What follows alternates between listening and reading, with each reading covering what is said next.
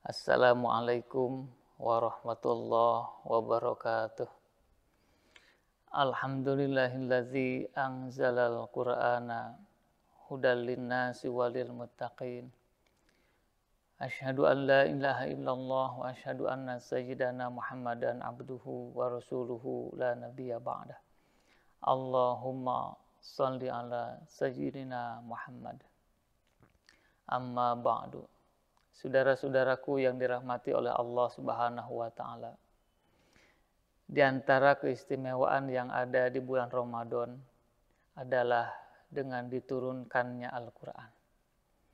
Demikian istimewanya Al-Qur'an sehingga Allah menurunkan suatu malam yang lebih utama daripada 1000 bulan atau yang kita kenal dengan sebutan Lailatul Qadar. Itu bertepatan dengan turunnya Al-Qur'an.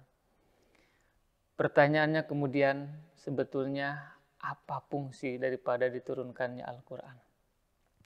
Saudaraku yang dirahmati oleh Allah Subhanahu wa taala, di dalam Al-Qur'an disebutkan 2 ayat tentang fungsi diturunkannya Al-Qur'an.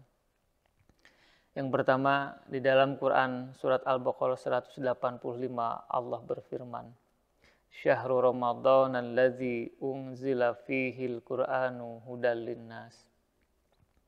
Bulan Ramadan adalah bulan yang di dalamnya diturunkannya Al-Qur'an. Hudal linnas, di mana fungsi daripada Al-Qur'an itu menjadi petunjuk atau guide untuk seluruh umat manusia.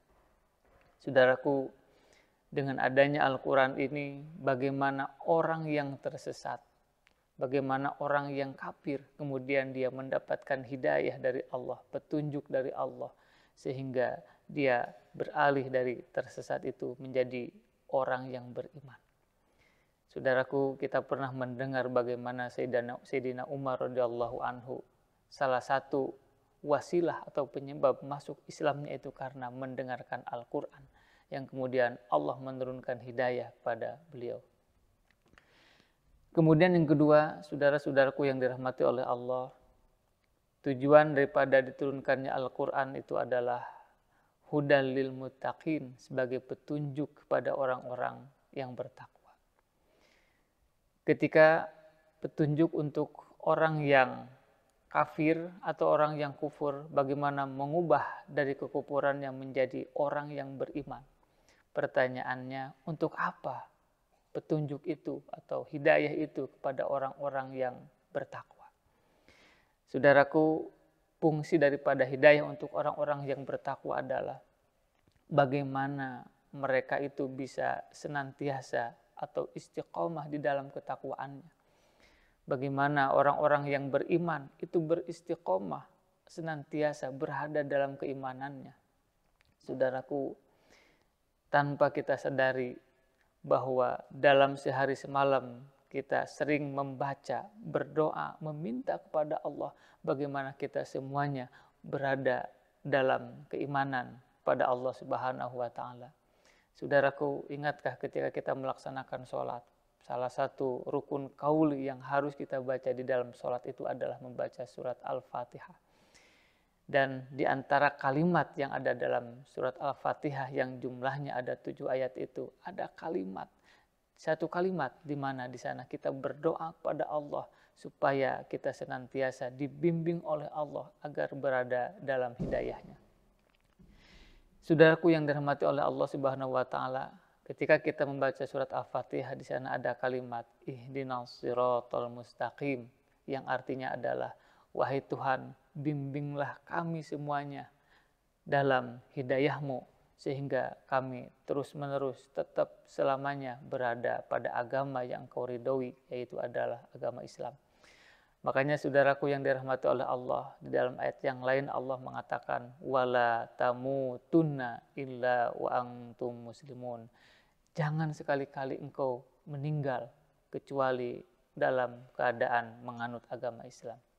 Saudaraku yang dirahmati oleh Allah Subhanahu wa taala, demikian pentingnya hidayah yang dibaca oleh kita dalam sholat, sehingga ketika imam membaca waladhdallin atau selesai membaca surat Al-Fatihah disunatkan kepada kita untuk menjawabnya dengan kalimat amin.